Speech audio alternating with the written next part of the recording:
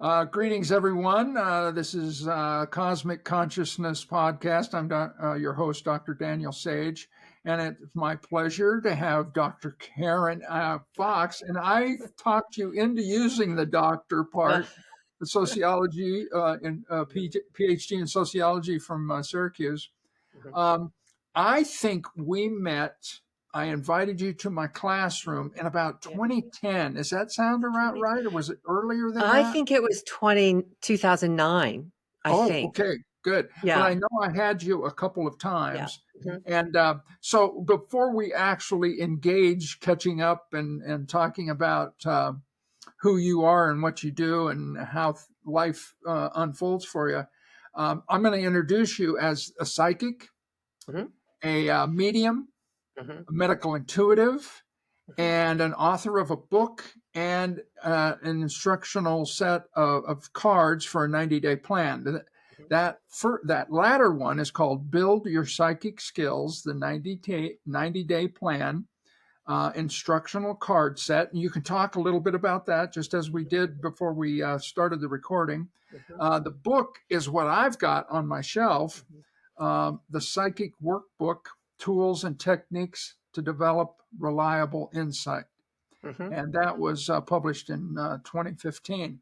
And what Mhm. I remember about that is that you had had experiences growing up as a child Mhm. that I don't know if you had a way to put a handle on it, but it Mhm. was understandably psychic ability. And that I Mhm. think that book was an effort to try to tell other children or other people that it's Mhm. okay Mhm. to have this, and here's how you can go Yeah. about using those muscles.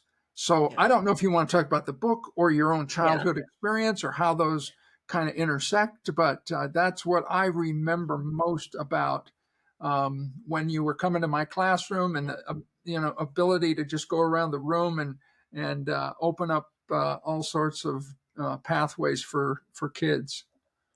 Well, I just want to say one thing to people who have been viewing Dan's work is that he needs to talk more about himself because he was in a public high school and fortunately you're not there now, so they can't fire you. uh, and you did a 2-week program on like paranormal studies. You correct me if I have this wrong.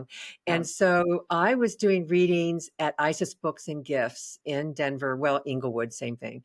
And I think they must have called you or you called them and you wanted somebody to come to speak on a variety of subjects, but you wanted a psychic to come and talk. So I thought, why not? It's a public high school, for God's sake. And he's talking for 2 weeks about all kinds of paranormal things. And so I went to talk about my life as a psychic. I always start the way I start everything, that everybody has a psychic sense. Everybody can make it stronger. And I gave them some tips. We did some exercises. I would sometimes read them. I think I remember a few times a couple of your students reading either me or someone else in the class. I mean, it was so exciting to do that. And what an open minded thing. And by the way, it was not a giveaway class. They had to do a project. Didn't you have people coming on the ghost investigations? You had tarot readers. You had all kinds of people in this field. And they had to do some research and make a presentation and a paper. Is that correct? Yep. Yeah, Yep. this was not a giveaway class, but I'm thinking this so excited me. And you invited me every time until you retired or went Yeah. on to your next level of you finished your PhD, if I recall. Yep. Yep. Yeah. It was so exciting. So it was after the first time. I've always wanted to teach children because I was so teased as a kid for my abilities. And I don't think I even considered them abilities then. When I have taught and I asked people to raise their hand, how many of you were told as a kid you were sensitive? Most of them raised their hand. And I was teased all the time about being too sensitive. And so I wanted to go out and I was try to teach classes to parents to help their children. And then I'd get calls from parents and grandparents and people who didn't even have kids and say, well, can I come to the class even though I don't have kids or they don't live anywhere near me or what? Because they wanted to develop their abilities. So I get invited to your class. It was a pleasure doing it. I come home and it's a drive home because I'm on the other side of Denver. And I'm like, oh, Karen, silly you. You need to just teach adults. It'll get down to the kids. And so both the book, the psychic workbook, and the 90-day instructional cards are a part of the core curriculum of the Aspen program for psychic development that I ran there from 2010 until I had to come back at the end of 2015 to take care of my parents here in Virginia. Yeah. So it was you were the impetus for my finally getting in there and teaching this, and really I don't think the cards and the books or any of it would be there if you hadn't just provided that space for me to be so excited to be. Your students were wonderful. Can I Yeah. just say, wonderful people. Yeah. I It was a don't know what they're blast. doing now, but they were wonderful. Yeah. In fact, a lot of them had, I opened a psychotherapy practice for a Yeah. period of time, and a number of them had, come back to see me as clients and Mhm. one thing or another. And of course, it had been years since they'd been students, so it wasn't Yeah. a dual relationship. But when you talk about growing up and feeling like you were sensitive, what Mhm. were those kinds of sensitive or sensibilities of coming at you like, or how did they come up, or what was it that made you aware that you were a sensitive child? Well, I think some of that was empathic sensitivities, feeling like I'm overreacting to something because I'm not sensing just what's happening. I'm getting it at a deeper level, it reminds me of this young woman who was in med school over in Colorado, who when she did the clinicals, she fainted. And a professor there told her, you don't belong in med school. So her mother, knowing that I was a hypnotherapist and a psychic, sent her to me. And I said to her, because she saw auras around people, when they would go to the mall, she would see colors around people, which is auras. And she was what we call sensitive. So I realized after talking to her that the problem was she was connecting psychically, not just as a normal emotional girl or young woman. She was connecting psychically to the client, the patient who's in trauma. In a clinical setting, they're often in trauma. So I said to her, don't focus on the patient, focus on the doctor, because I knew the doctor wasn't feeling any of that. And she stopped fainting. So when you think about a psychic ability, where you're connecting at a level most people don't do. You might be aware that someone's emotional or someone's going through a hard time, but you probably don't know when somebody's going to have a problem that seems like it's happening now, but it's really going to happen in the future. And no one tells you what to do with it. I had many kinds of those sensitivities I'm sure I was obnoxious. And my feeling is that the thing to do if there's a kid in your life that is so overly sensitive is you need to go to them and say, look, you're overly sensitive. Let me tell you that's your gift. That can be a good thing. Now, let me tell you how to handle it, which means doing boundaries, not just psychological boundaries, but that's part of it, Dan, as you would know, but energetic boundaries, how to ground yourself, how to not let all that, not to hold somebody else's energy in as if it's yours. Little kids don't know how to do that, but they're taught or they're made to believe that having that sensitivity is a problem when it's really part of their gift. Yeah. Yeah. So would you say that your sensitivity came across as other people thinking that you're too emotional or Mhm. too Yeah. shy, or To what? both. How did that Both. come back as backlash from other It's people? interesting you bring that up as shy because, I mean, gosh, I was in my 20s and someone could introduce me to someone who I didn't know and I would be beet red and stay that way. So I was both shy. I mean, I came out of that, but because on the Myers-Briggs, the closer you get to zero, and you know that introvert, extrovert, I got closer to zero. You can do both. So you can learn to be extroverted, but I learned in COVID, I'm an introvert. COVID didn't bother me because I'm an introvert. Uh, and I would say that um, it is sensitivity and it's emotion, but it's emotion that doesn't necessarily belong to me. Do you know what I mean? but I pick it up like it's mine. And when you go around your life and you're, even as a little kid, you're around people and you pick up everybody's stuff, it gets overwhelming. And I think that that is a lot of the way it came out. But I also had a lot of dreams. A lot of those dreams were psychic dreams. When I was 6 is the first time I remember a dream that really sat with me. I still remember it. I worked with it in therapy as an older adult. And dreams were often the way I knew something was going to happen to Do me you or my want to, family. do you feel comfortable sharing what that dream was? Not the one in the first grade. Okay. Okay. but but I can no, that's too personal. But I can tell you at 10, both dreams and waking up and knowing during the day, I knew that I would get pregnant as a teenager. Now, my father is a minister, and I wasn't about to get pregnant as a teenager. And so I was dating a boy and I knew that from the age of 10, and it never went away. I always knew it. And I was dating a boy when I was 16, and we were getting too close to having sex. And I said, I've always thought I was going to get pregnant, and I am not going to get pregnant. And we were friends anyway. We're still friends. And and yet a little over a year later, I'm 17 and I meet someone who's way too old for me. And my parents should have realized that. And so I had my son at 18. So sometimes you can know something, not do a damn thing about it. And I Yeah. love my son. I mean, I'm glad I had him, but knowing things and not having anyone to process it with, like I have to tell you this story. About 15 years ago, my son calls me, we live on opposite ends of the country, and he's very serious tone. And he says, Mom, I have something to tell you about Oscar. Now, that's not my grandson's name because I like to keep it private, but I'll use the word Oscar. He said Oscar was about 2 years old, maybe not even just 2, and they were potty training him. And so one day, Oscar told his parents, there's a mommy sitting on my potty chair. And my son wanted to know what I thought about that. And I said, well, what did you and your wife think about it? And so he told me, and they said, I said, how'd y'all handle it?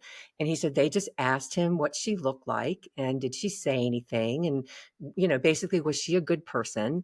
What they didn't do is say, oh, she's an imaginary person or imaginary friend, or they didn't ignore it. They didn't dismiss it.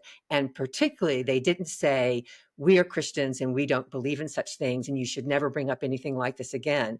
And I have had students in my classes who that happened to them, and they are really angry now that they lost all of this ability because they had that kind of closed down, a religious one in their childhood, and they were very psychic as children. So I told him I thought they did a great job. But many years before that, my niece, she's about 6 years old, talked about a person, an older man, I think it was, in her bedroom. And her parents validated it. Gosh, my other 2 sisters and I validated it. Everybody supported her, asked her questions about it. It was totally a wonderful thing. And yet she, to this day, when we talk about it, she doesn't remember it. And so when my son told me about Oscar, I said, look, this is my suggestion. I would suggest you go back and talk to Oscar. I would suggest anybody do this. And I don't care how long it's been that some kid told you they saw a spirit, but I told him that I think you should say to him that if he ever sees this spirit, the mommy again, or anybody else, that he can let them know that you think this is a good thing, that he has this talent, that this is a talent, a special talent you have, that most adults, if they could do this when they were your age, they can't do it now. Mommy and daddy can't do it now. So you should know that we still believe you. Please tell us whenever you see anything like that or you want to talk to us, because they will forget. And you talk about cosmic consciousness. I've been thinking about that ever since you told me the name of your podcast. And I'm like, well, part of it is I think psychic ability is just a smidgen of, I don't know what you think about it. Maybe we can talk about that. I think it's just a smidgen of what we think of as cosmic consciousness. And it certainly helps to have an awareness that goes beyond normal thinking, but we don't have a system in our society that values it and teaches it. So it goes away. Yeah. So how do you teach that kind of value system Yeah. when you're doing classes with kids? I mean, well, first of all, you probably have to have parents or grandparents that are receptive to having kids in your class. And Yeah. then once they're in there, what kind of a protocol or, structure, or what kind of environment do you give them? Well, when I taught the classes, they were for adults, and sometimes kids would come in. Most of them were teenagers. I did not have any kids in there. Well, I had some teenagers in there with the approval of their parents, but it was mainly an adult level class. And I think there were a few kids in some of we had an aura painting class, how to read and paint an aura. And that's a really kind of cute thing to do. Excuse me. And the kids naturally see things like auras.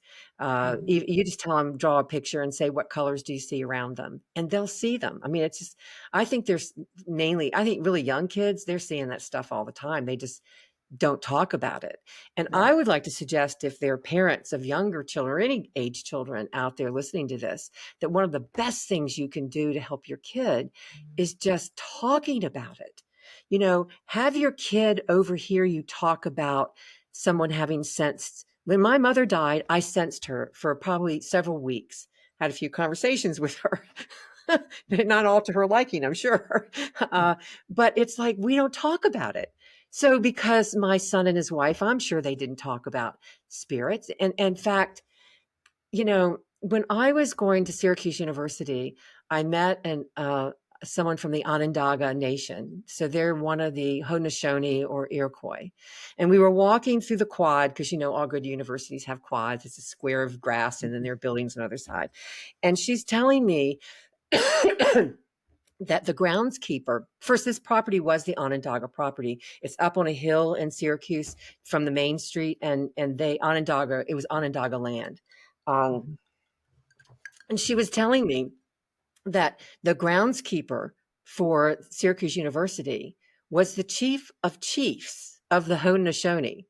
They always come from the Onondaga. The chief of chiefs always come from the 6 tribes, always comes from the Onondaga. And I'm like, my stupid, ignorant self, I said, oh my goodness, he had to do that? And she said, oh no, that was an honor. He considered an honor to be the caretaker of our land. And that was my stupidity. And then she said, as we walked, she says, he walks with us. And I said, what do you mean? She says, well, the Onondaga don't believe that someone dies and they just go somewhere else. No, they're walking with us. They're interacting in our lives. They're a part of us. Well, that kind of belief system would suggest to my son, if he were in that kind of belief system, oh, let's talk about this, because this is some spirit visiting and it has a message. You and I don't live in that society, Dan. So the best thing to do is to create it in your family. Talk about dreams. If you've had some paranormal experience, talk about it with if kids over here, adults talking about everything, I would even kind of just have the conversations about dreams even.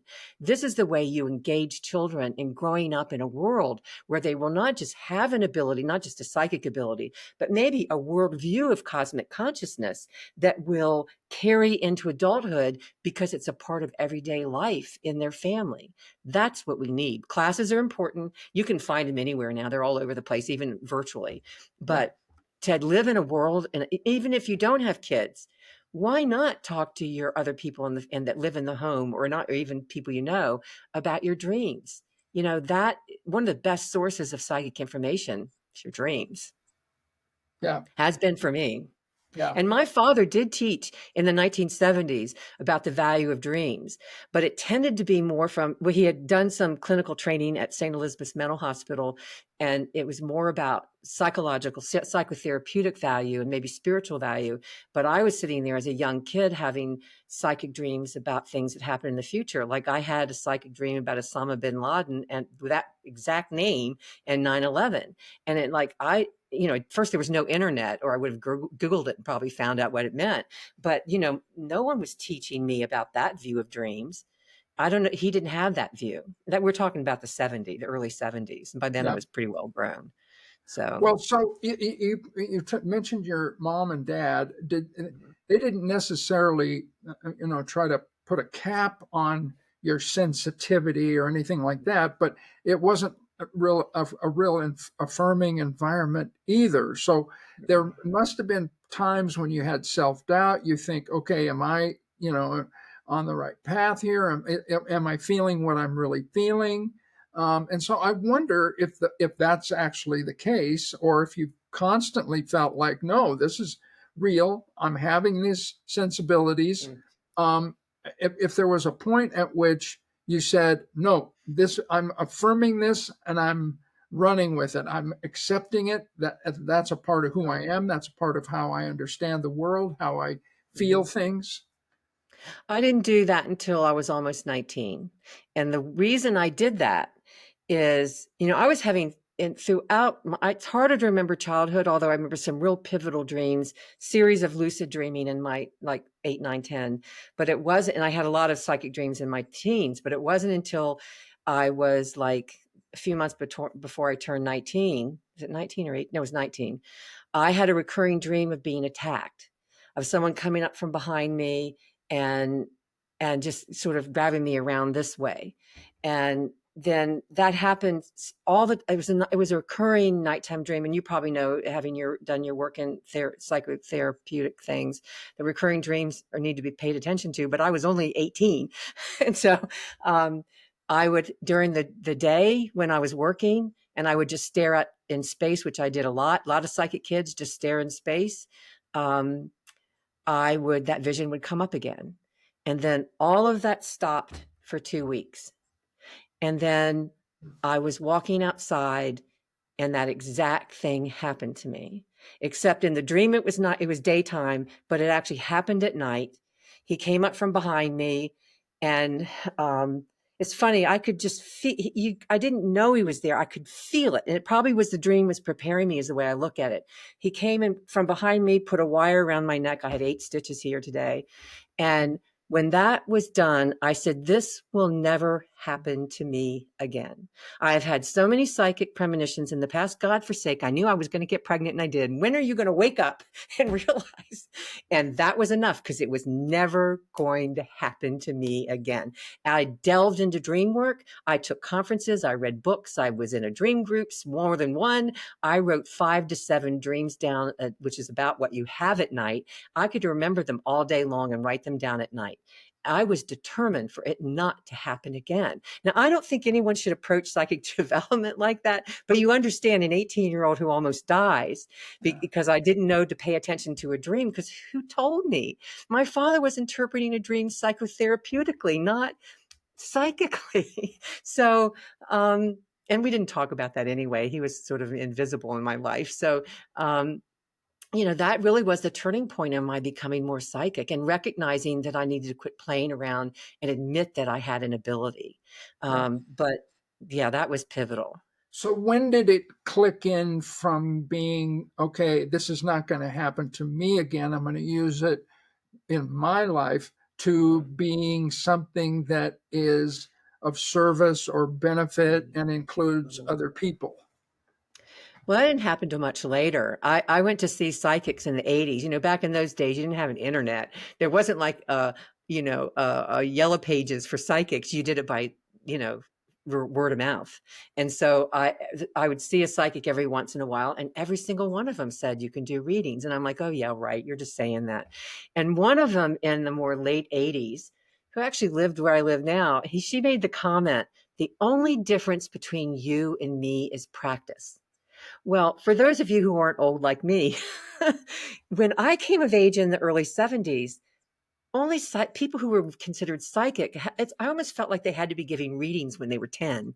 They came out of the womb as psychic. That's the way professional psychics made it seem. Only some people had it.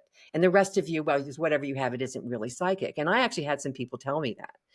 And so I realized I had been in an Edgar Cayce study group, and Edgar Cayce is a well-known psychic who died in 1945. I was reading his work when I was 16. And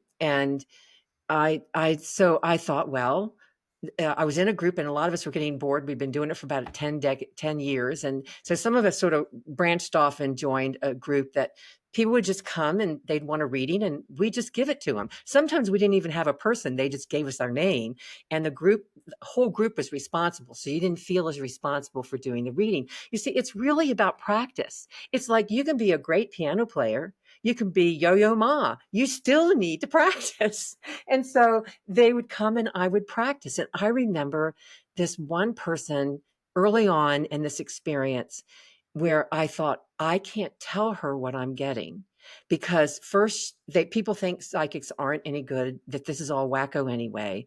And so either she won't believe it for that reason, or she will believe it and then she'll be afraid. Because what I got is that she was afraid she was being visited by UFO aliens. And so I didn't tell her. And guess what it was that she was afraid of? That she was being visited by UFO aliens. And that's when I learned, don't ever not tell someone when I'm reading them what I get. I'll be polite, I'll be caring, I'll be considerate. I say it appropriately, but they get everything I get. That's how I learned that. So I started doing readings. I was also in massage school and totally opened up. Boy, I think probably it was a year and a half of training. And I think a good many of the people began to open up. I would put in we had to do practice sessions, and then we would write notes about what their muscles were like and this and that and the other. And the teachers would comment on them. So I would have another paragraph down here and say, well, I was massaging this person. I kept seeing a nun every time I went around the body. And then I finally got up enough nerve to tell this person that I saw this, and she started crying. And she said, my whole marriage has been like I've been closed down sexually. And, here I am. I'm not that much older. And I'm thinking, geez. And they never commented on them. And I finally said, why aren't you commenting on this? And they said, Karen, we don't know what to do with this. So I got a psychic that helped me. And that really was another turning point, where to be mentored by someone, because there weren't classes that I knew of back then. Again, no internet. Yeah. And so that really does make a big difference when you can go look for things. And so this, one of the psychics who told me that I could do what she did and just practice, she helped mentor me. And by probably, I don't know, halfway through the year and a half program, some of the teachers started sending me students because they were having psychic experiences and they didn't know what to do with them. You touch a person long enough and you tune into them, which I naturally did, and which a lot of these other people probably did as well, you're going to pick up stuff and you got to learn what to do with it. So those were the turning points in my realizing that not only did I have an ability, but that I could help people with it. Yeah. So that clarity that you have isn't necessarily obtained by a lot of other people. They may have kind of like these vague or amorphous intuitions, but the kind of clarity that you have, do you think other people that still maybe haven't exercised the muscles that you've exercised can get that kind of clarity Yeah. that you have? I do. I totally think they can. And when I was teaching psychic development in Colorado, I would make the students do readings, because it isn't enough to read each other, to read yourself. You have to be put in a situation that pushes your ability. So I do not like doing psychic fairs, but I knew from the beginning, this is before I was teaching, I needed to, because it's a way to stretch the ability. First, the noise alone, you have to learn to tune that out and be focused on the person you're reading. That's part of the way you develop it. So most of the people coming to the program did not want to be professional psychics, but I said, not only do you need to read volunteers that come to class, but if you want to do a certain certificate program, you have to do a psychic fair. And that freaked them out. But I will tell you, many of the people who said they didn't want to do it professionally, they're doing it professionally even to this day.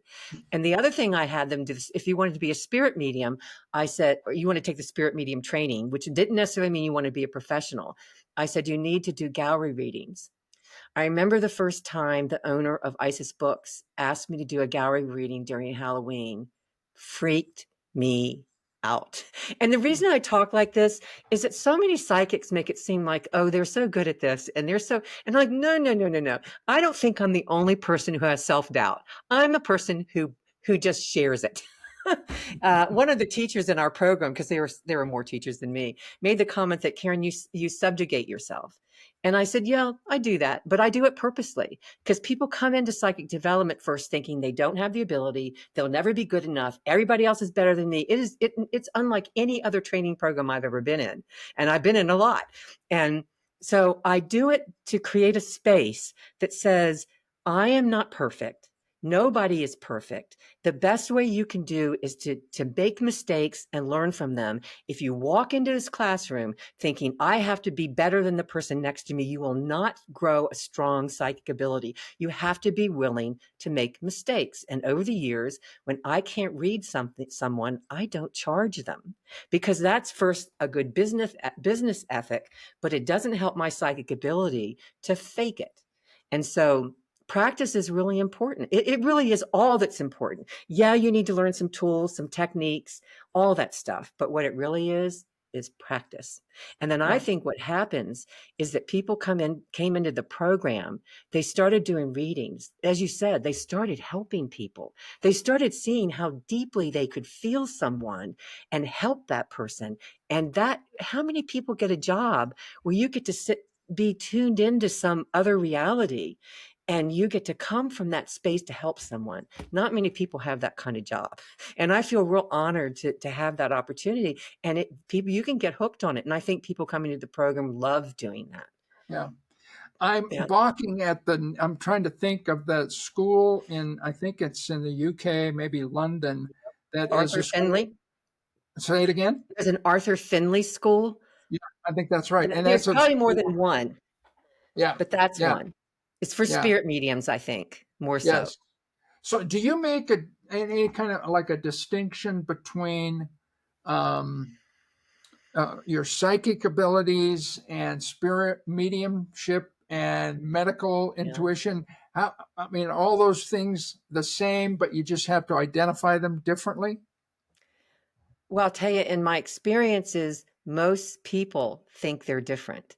But I think we're using psychic ability, we're just using it in different ways.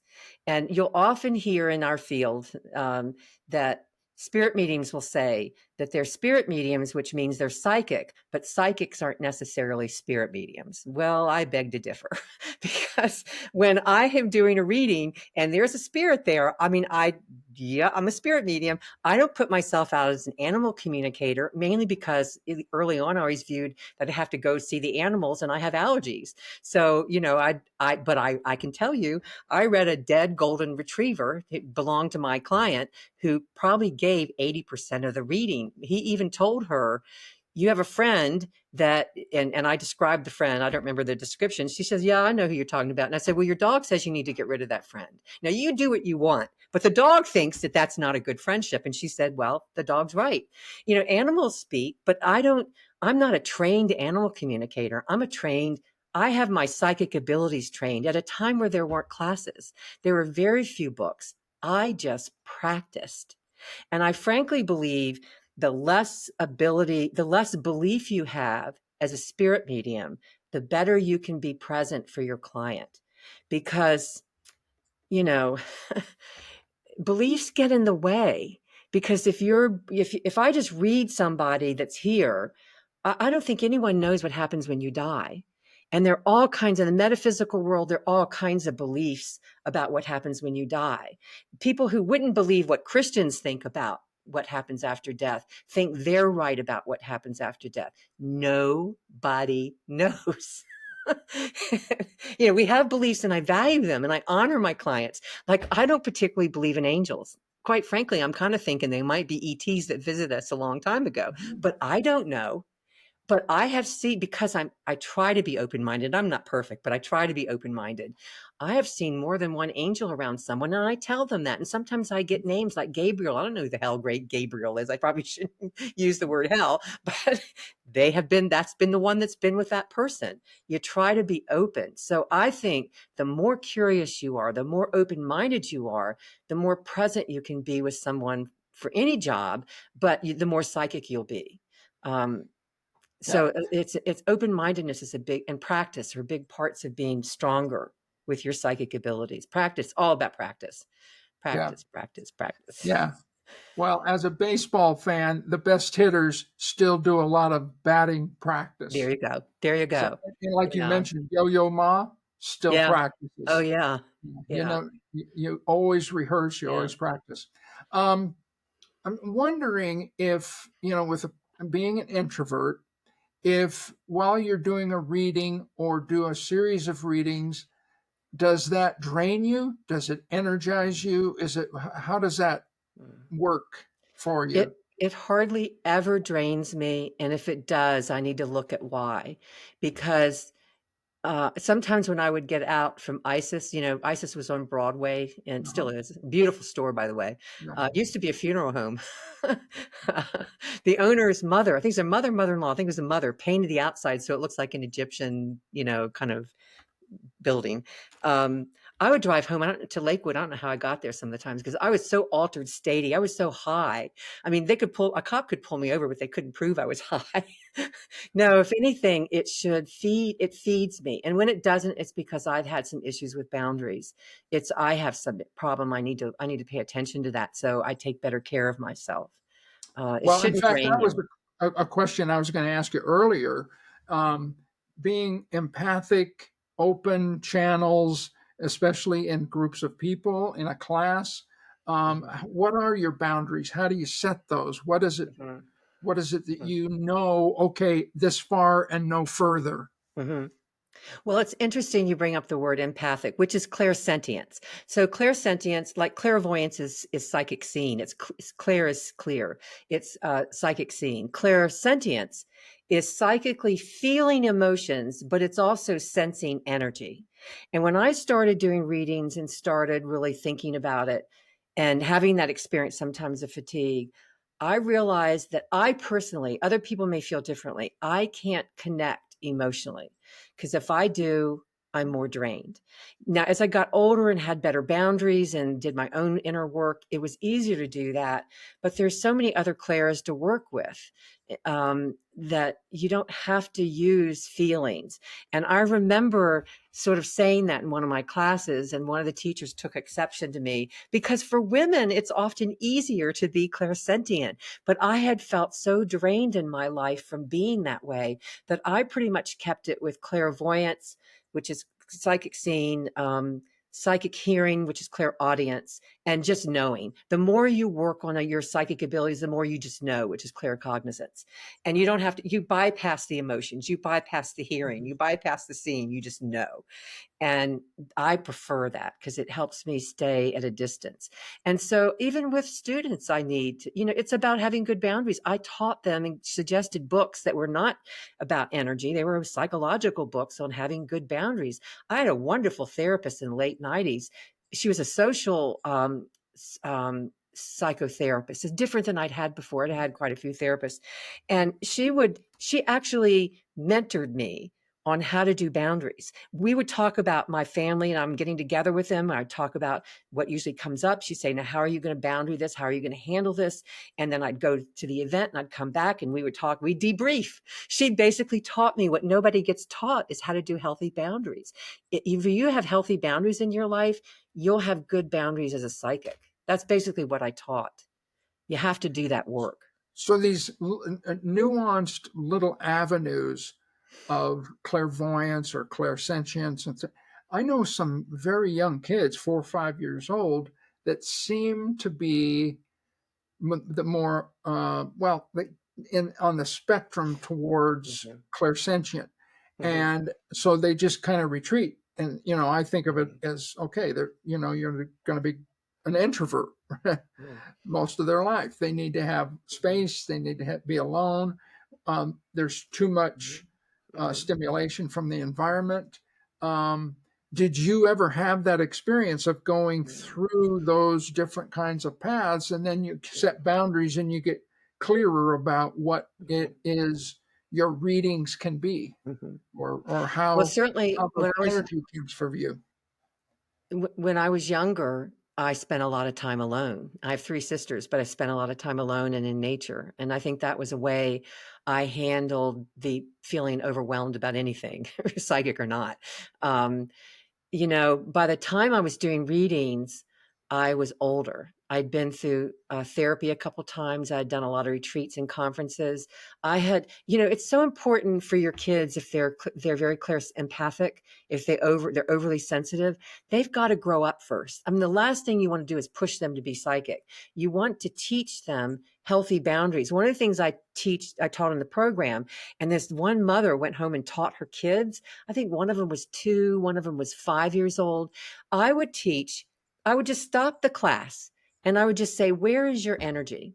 Like right now, if you're listening to this, where's your energy? Just pause for a minute. Where is it? First, we never ask ourselves that question, which is a good thing to get in the habit of. And I said, where's your energy? And it doesn't matter if you don't understand what that question is, just figure it out. And now put your hand over your solar plexus, wiggle your toes. Now, where's your energy? Because it should be in a different place. It should be more back with you. Because the minute you put your hand over the solar plexus and wiggle your toes, the wiggling of the toes is something a student taught me, is it grounds you immediately. It brings you put your hand on your solar plexus, it brings you back. Because particularly young kids, their energy is over there. Or if I'm teaching, people's energy will be with me. No, keep your energy to yourself. And all throughout the day, I would ask my students to periodically ask themselves, where is my energy?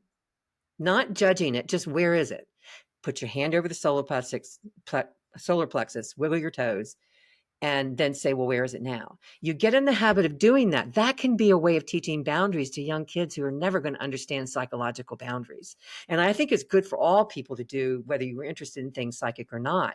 It's a way for you to be self-aware, because I think part of being really psychic means that we need to do our own work. We need to be self-aware. In my approach to it, it tends to be that way. Yeah, I think, it's interesting the way in which we've structured formal education, first through 12 and then Yeah. college and all that kind of stuff. And at a certain age, you're supposed to be at a certain developmental level. Yeah. But on the inner plane, it's different.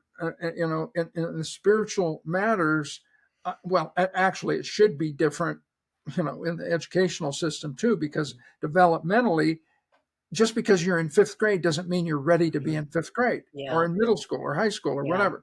Everybody arrives at a different time. So have you sensed, just in general, not in terms of, a strict linear progression, about what time it's appropriate, it's okay, it's best, it's healthy for kids to start embracing this a certain kind of psychic energy and ability and sensitivity and all that?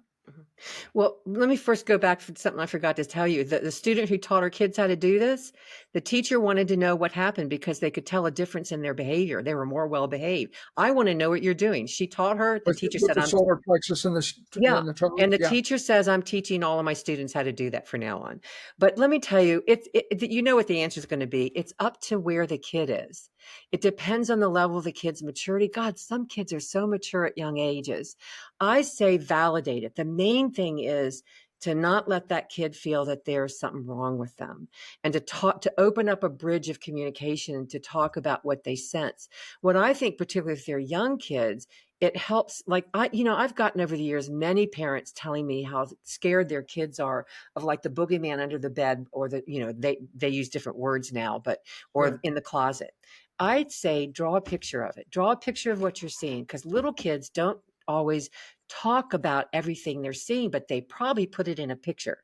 And then you use the picture as a way to talk about what they're experiencing. In fact, doing dream work for young kids would be a good thing to do too. Have them draw the dream, because even adults, I've done this with adults. You put things in it your unconscious mind puts in there, and that's very helpful. It can be a springboard for discussing what they're going through. But I say always validate what they're saying.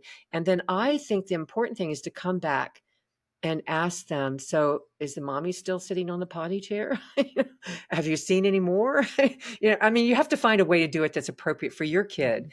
But I always think encourage it, but don't overly push or teach it. Do you know what I mean? Yep. Yep. And No, that you're always, it's a safe place for yeah, them to feel the way that they're really feeling. And yeah. that, yeah, they're not And afraid to share it. And can I add, there are a lot of kids who are afraid of spirits being mean or whatever. One thing I suggest is that parents sit with their child, because it's usually in the bedroom, in their bedroom, sitting on the bed. And you either the parent can model this by doing it themselves, or they can teach the child to do it. If I were a parent and my little boy Johnny was afraid of spirits, I would sit on the bed and say, Johnny, this is what I would suggest you do. And I would say, look, I know if there may be a spirit here, but this is my room. This is my room, and only people can come into this who I allow in. And so if I don't let you in, you're not allowed to be in my room. This is my room. And if you don't abide by what I say, I'm going to get mommy or daddy to come in and make sure you don't come in my room. See, it's not so much about what you say. Notice my energy is I own my room, which means like I let my son own his room, and it means letting them own their room, meaning that you don't go in and mess with it. I mean, there's a whole philosophy of parenting that might not be what somebody else has. But if you want to teach your children not to allow strangers to say hello to them or touch them or invite them in the car, then you teach them the same thing about spirits and who's allowed. You can talk about spirits that is more generic, that some, that if the kid's experiencing a spirit that he's afraid of, you already are there. So why not just talk about it and say, Johnny, this is your room. And nobody gets to come in here unless you let them in. And when this child can sit there and say that to the room, and I'm going to bed tonight, and don't bother me while I'm dreaming because I need sleep. And they really can take charge of their lives. We don't teach children to take charge of their lives because we kind of teach them that we treat them like they're our appendages. We own them. But you have to Yeah. give them some autonomy if you want them to act like they're in charge of their lives, but not go too far. And I think part of what happens for kids, and maybe this happens for adults too, or where we come up with these conceptualizations of, bad spirits or something like that, is that we're just not familiar Yep. with it. Mhm. And anything Yeah. that's not material or the five senses Mhm. feels like it's foreign. And so, it's that xenophobia kind of Mhm. a thing. So it comes Mhm. up that way, unless you have Mhm. already got a perspective that Mhm. says, you know what, this is just It energy from happens. another dimension. Mhm. It just Yeah, happens. yeah, And we watch too many scary shows. I know we're running close on time, but I want to say yeah. when We're when good. you We're talk good. okay. When you were talking about cosmic consciousness, I've thought about that over the last days since we've talked. And I think psychic. So the question is, what is cosmic consciousness? And I think I may have said to you, I Googled or whatever I did, what is the opposite of cosmic consciousness? And it said worldly consciousness, meaning things of the world, your what you think, your feelings, that this book, whatever. Um, and I think that psychic ability might be a part of cosmic consciousness, but I don't think it is the same thing. I mean, I think it's interesting. I think psychic ability is one possible, though not automatic, access to this greater expanded awareness. To me, cosmic consciousness is like expanded awareness. It's like being able to tap something beyond what we know here on our planet. And to go back to my son when he called me, about a month later, he called me in a very serious tone, again, even more serious. Mom, something else is happening. 45 minutes after Oscar goes to sleep, the toys in the room where they keep the toys, they all go off. And then he lowers his voice. Mom, some of them have a switch on them and they can't turn on unless you move the switch, but they are turning on. What do you think is going on? Well, the kind of parent I am, I said, well, what do you think is going on? And he says, I think it's Oscar. And I would agree with him. He said, because Charlotte, who is 2 years older, none of this ever happened after she went to bed. So this has got to be Oscar. And I look at that as that is not psychic ability. That is some other phenomenon that is expressing his capacity to connect with something beyond what you and I consider normal reasoning, logical, analytical. This world, it's beyond this world. It's something else. I did tell him, do you want him to stop? And he said yes. And I said, well, the next time he does it and all the toys are going off, go sit on the couch and say, Oscar, it is time for you to go to bed and stop playing for the toys. And so he did that, and it never happened again. However, I have had many psychics tell me this kid is special. And kids would stop my son in the store. This kid, I mean, Charlotte was this gorgeous kid with flowing hair and blue eyes and gorgeous. But they stopped this little lump of flesh and said how beautiful he was because they're reading something about him. He's different. But I believe we all have whatever ability that is, but that's not just psychic ability. That's able to, it's not, I know you could say, well, he's leaving his body, right? But it's not just leaving his body, he is moving toys. Right.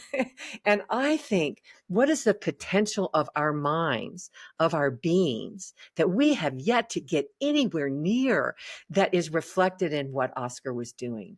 And that to me just fascinates me. And I just wish we lived in a world that believed that our dead people were right here with us, like the Onondaga think, and that we tap all kinds of abilities. Like, there are groups that you have a dream in the family, you get up and everybody talks about it in the community. We don't live in that world, but what if we did? What if we Yeah. did? Well, in fact, the class that I invited you to is called Paranormal Psychology, but now it's called no, I think it is. No, it's called parapsychology, or Parapsychology. the abbreviation for the research, the peer-reviewed research Yeah. that centers around it.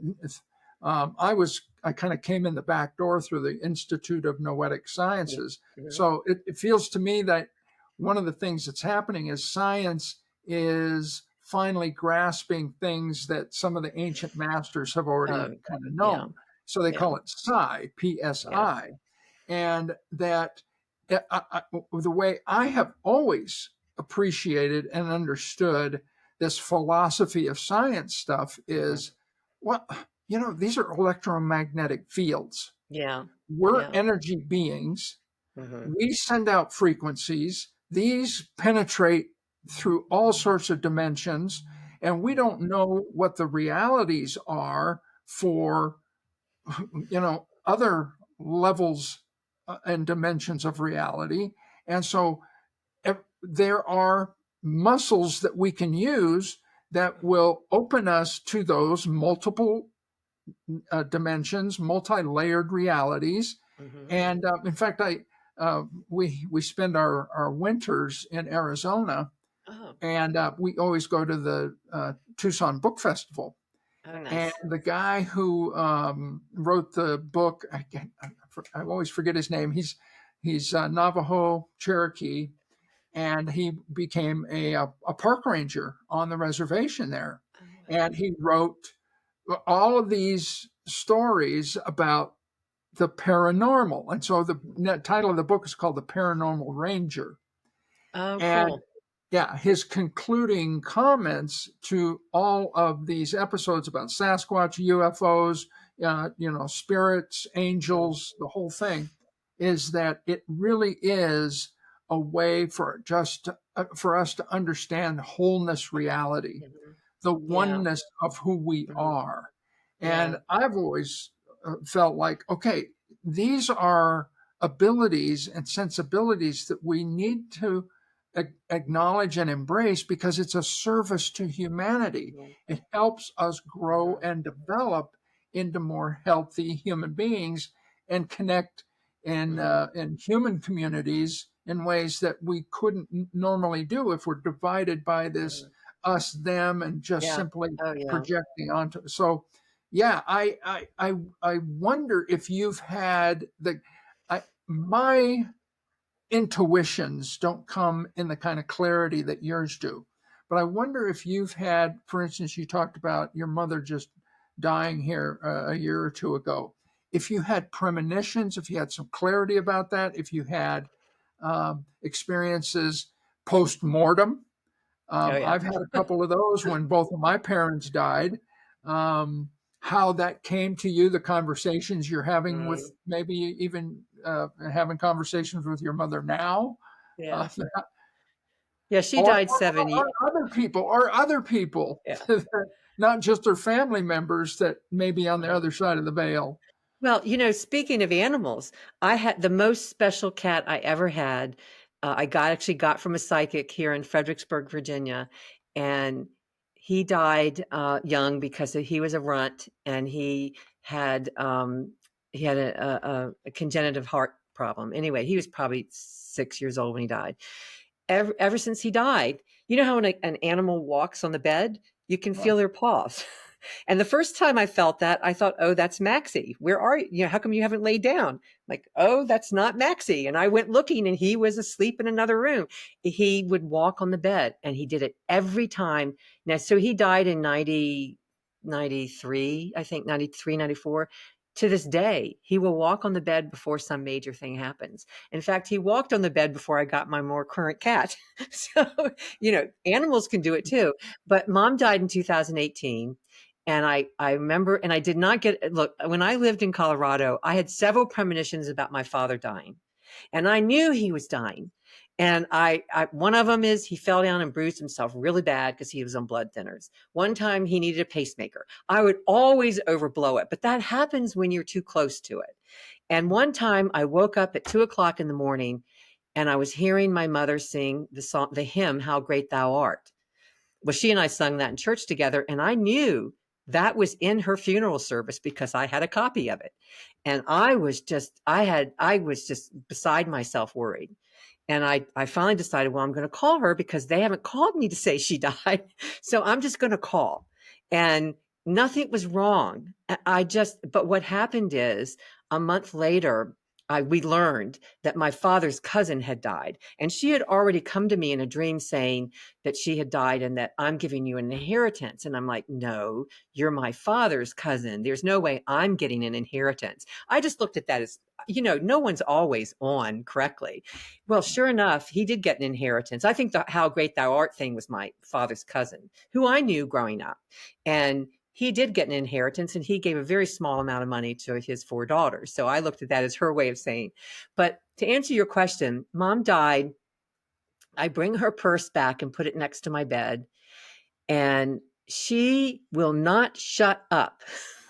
It's like, I want you to look through my purse. And I'm like, I've been through your purse because I looked through it, gave the money to dad, not that she had a lot. I needed to look and see if there was anything in there I needed to take care of, and like a checkbook or something. And, you know, just to shut her up. I mean, it isn't like I'm talking to you, but it is like this nagging voice at the back of your mind that won't go away. So I said, okay, damn it, I'll do it. So I sat down and I emptied the purse on the bed, and I had looked at everything, but she had a steno pad. If you know what those things are, they're lined paper, you know, no bigger than this. And they're things that secretaries would take stenography on. They're like a notepad.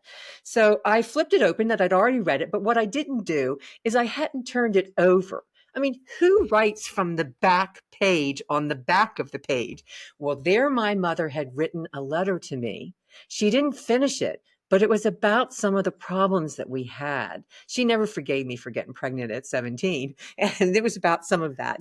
I wish she had finished it, but she wanted me to know, Karen, I do get it. I get what you're feeling. I'm sorry. That was her way of doing it. Now, she nagged me until I opened the purse. And I have felt her recently, and I'm thinking, oh, is that and my cats are looking up in the top. You know, you ever have cats or dogs? Probably do it too, and they're just staring at something. You're thinking, what the heck are they staring at? Well, you know, my father's 102. You know, maybe he's going to go. I never get it right with my family. Just as a short little point there, I never get it right with my family. yeah, They're yeah. always Like you dying say, and they're sick. it's too close. There's too Yeah. many. Too emotional. Yeah, there's too much smoke and mirrors Yeah. involved in all of that. But okay, well, you've mentioned a few times. Are you still doing classes? No, I'm not. I did a few virtual classes. And then when my father moved, I just realized I wanted to not to have to do any more than readings. I mean, I really enjoy doing readings, but I'm just tired. You know, I'm older than I look. Maybe I do look old, but I just turned 70 and I just wanted some time off. So, and then I realized there are other people who are teaching. They understand how to do that in the virtual world. I recommend people go to she's the woman who interviewed me for some podcasts. And recently we did one on neurodivergent people and how they have psychic abilities and that may be different. And her name is psychiclauren.com. And you can, I think, find her on my website, I think. She's teaching, and she also knows all the virtual techniques and tools to do it in. And she's younger, and I just refer people to her. Yeah. She's very good at this. So, but I'm not teaching. No. Well, the Who knows one what I'll do in the neat future? and this made me think of you even more. Again, I have a community meeting group once a month with the Institute of Noetic Science and Sciences, and there was a guest on one of their webinars, Susan Geisman, who used to work. She was like an assistant to one of the Joint Chiefs of Staff Name's and was familiar. working in the White House on 9/11 and had all of these different kinds of experiences. Very similar to you. You have them when you're growing up, but you kind of put them on the back shelf or back burner or whatever. Maybe didn't even really understand what she was.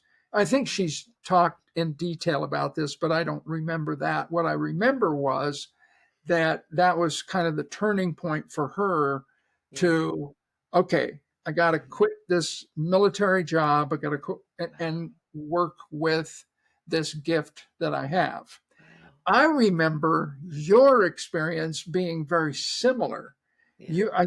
I don't know if you were working in the Pentagon or who it was, and your boss, you got a premonition about your boss, and that was kind of a turning point for you. Do you remember telling me about this? I worked for Department of Defense for 20 years. So, and Yeah. I didn't work in the Pentagon. I don't Okay. think I could ever find my way around, but yeah, but I still worked in Department of Defense. Yeah. I've had so many psychic experiences, even when I worked, I don't remember what it was, but, Well, it was um, your boss, and he was going to drive home, and you told him to not drive home in his usual route because there was going to be some major accident or something. yeah, I don't remember that. I mean, I'm sure I Yeah. told you that, but I don't remember that offhand, Yeah. because that would have been I left in 92, Okay. in So, 1992. well, I guess the But yeah, reason I've gotten insights about people I know, and it's like when I wasn't a professional psychic, I would just tell them, "Hey, I had a dream," because people value dreams more than they think psychics are weird. So I would just say, "Look, I have this real sense." I had a lot. My ability as a youngster came primarily through premonitions. yeah. And it's not fun to get premonitions because you can't. I mean, I wrote and I looked a year after 9/11, and there in my journal was a network of caves, twin beds, a man named Asana Ben Loudon. I didn't know how to spell the name. There was a fight in an arid country, and when they got the bad guys and the good guys left, the bad guys got right up and started going again. I mean, it was frightening. And if I had, well, see, they would have had internet then, but I think mine was dial up, and I didn't think about Googling it. I had to come up with it. What would I have done with that? Yeah. I think there's someone was collecting 9/11 dreams. A lot of people, I think, would have had dreams about 9/11. I think we all have dreams or knowings about worldly events. It's there. We're all Well, so connected. And if So we could, what was the turning point for you? Here, I mean, here you are working for the Department of yeah, Defense. It's a great job. I mean, good pay, probably a good retirement and all that. But then something happened, or a series of somethings happened that made you decide, you know what, I can't do this anymore. I have to mhm. follow what is my real gift and leadings. Do Yeah, you and I wasn't remember? working for the government when 9/11 happened. Like I said, I left in 1992. I know this sounds kind of crazy because I worked there for 20 years. I always had a problem working for defense because didn't like the idea.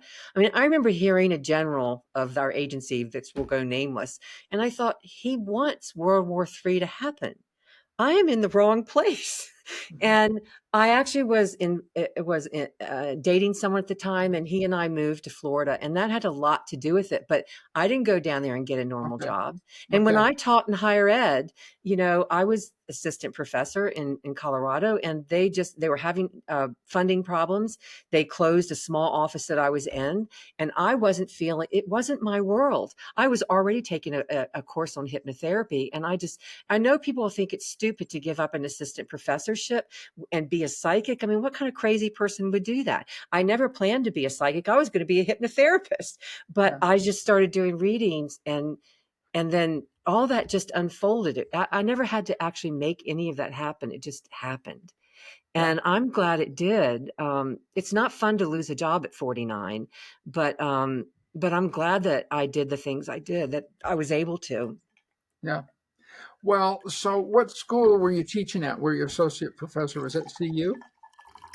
It was CU. Yeah. Yeah. Yeah. CU Boulder.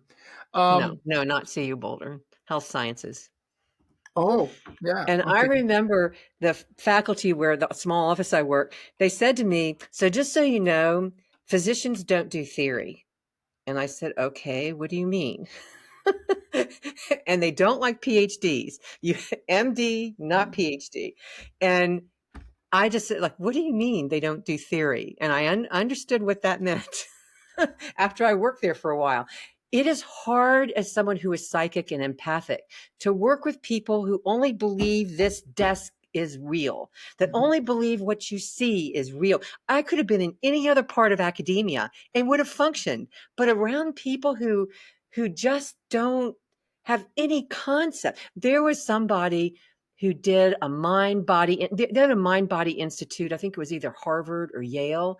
And one of the physician professors at UC Health Science, it's not CU Health Sciences now, it's all part of Denver, whatever it is. Yeah. He actually wrote an article about how ridiculous it was to have a mind body institute. And I'm thinking, oh my God. You know? And that I just knew I was in the wrong place. They made my body hurt being around them, Yeah. because when you're around people who only stay in their head and nothing else is real, but unless you can hold it. I'm like, what a loss. And I didn't belong there. So when the job ended, that was okay with me. Yeah. Yeah. That's good. And Well, even I don't still, I know. wasn't planning to be a psychic. I just started doing readings on the side, doing hypnotherapy, and that work got bigger. So, Yeah. yeah.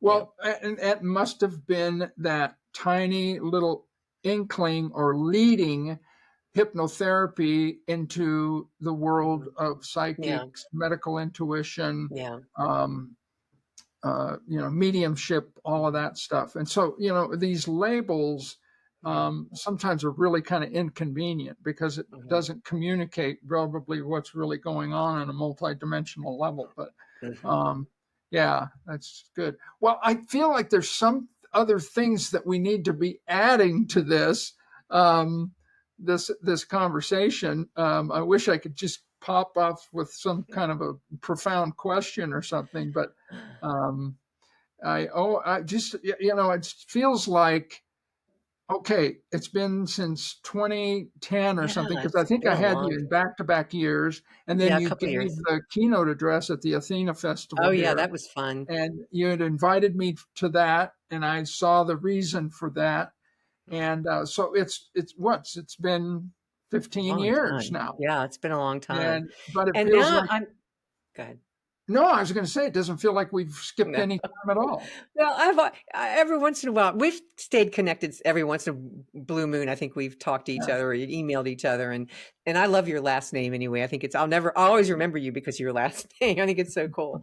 But and also think you were so pivotal in my even teaching. And because my initial interest was children, what's interesting now, and partly it's because I've gotten older and partly because I finally realized I don't really want to teach again, even virtually, that I have written some children's books with some parent guides.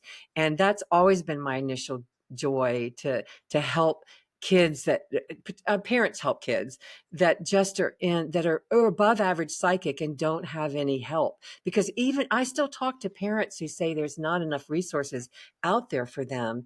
And I don't understand why, in a world that has as much information sources as we do now, there are kids out there that still don't have support for their abilities. Yeah. And that's You know, unfortunate.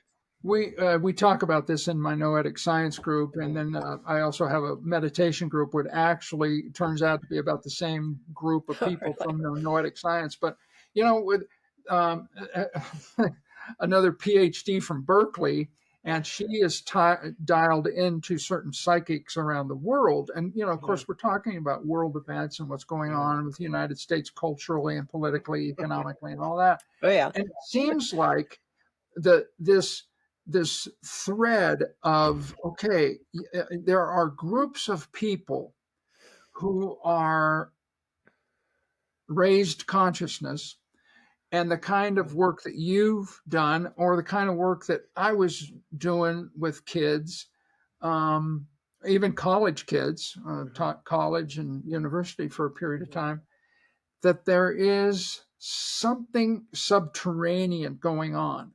It's not going to make the newspapers, it's not going to Mhm. make TV headlines, anything like that. But there is something going on with moving humanity forward in the direction of this higher consciousness. Whether or not it's cosmic consciousness or not is another matter. But it's not just about what is going on in the material plane. It's not Mhm. just cells and atoms and molecules and all of that. There's these energy fields that are intersecting in almost nonverbal ways. And we talk about that quite a bit. Are you particularly dialed into, or in generally dialed into, a sense about what may be Me. unfolding on a planet for small groups of people? I mean, Mhm. anything about what the prospects for this kind of work happens to be? Well, I'll tell you, a few years ago, for the most recent election, there were a few of us who, there are some people I was connecting with, not as a group, but individually. And we were all feeling impending doom. And it was not a good feeling. And when I just shared it with a person and they said, a friend, and she was feeling this, she would use the same word.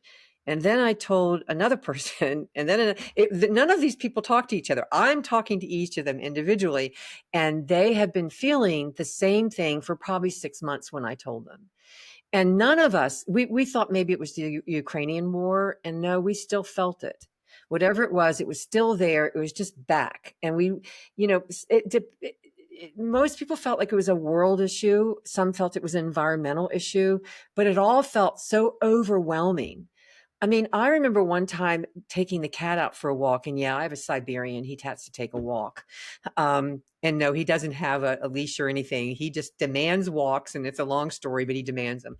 I'm taking him out for a walk, and I look up, and my neighbor he builds airplanes, and he's flying his airplane above his property. And all of a sudden I felt like, oh, he's going to drop bombs on us.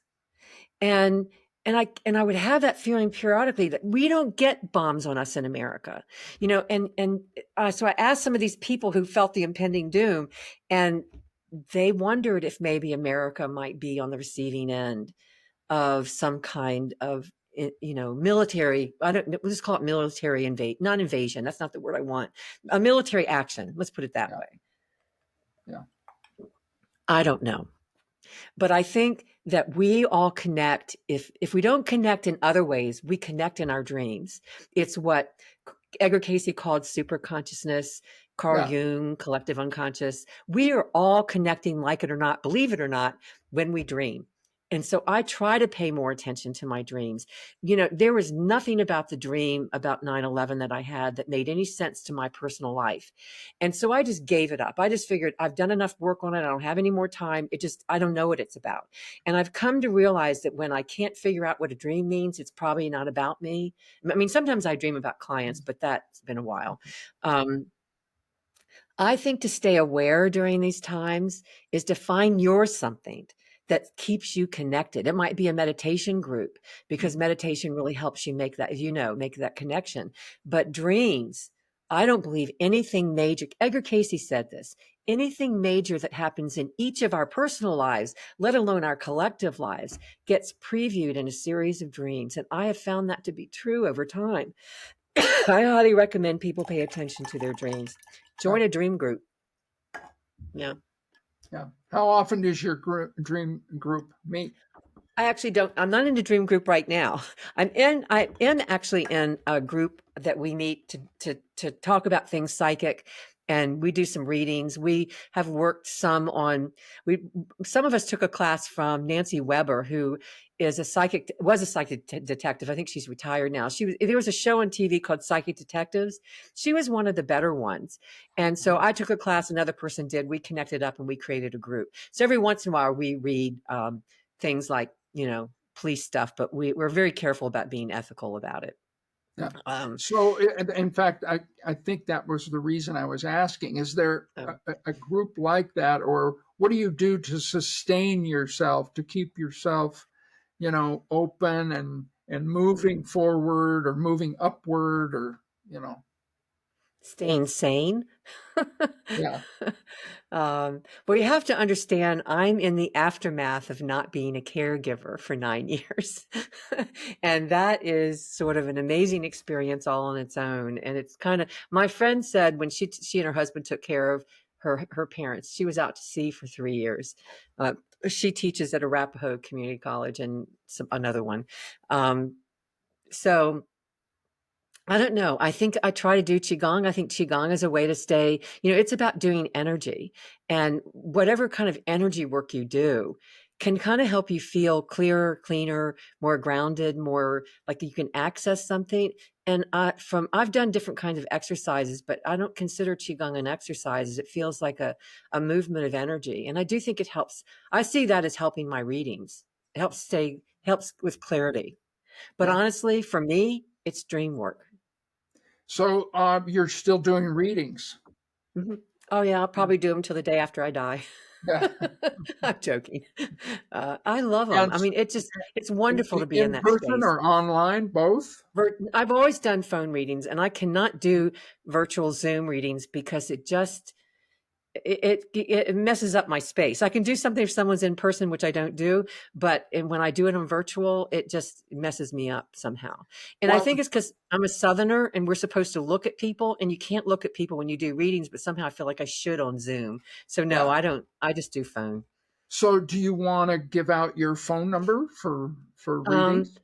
You, yeah, you they can can go to my do. website. There's a contact form. They can fill that out. There's my phone number there too. And it's a Okay. psychic IQ. I guess I don't know if you're going to put it down there in the. Oh, It's the you know word. what? I'll put it. It is.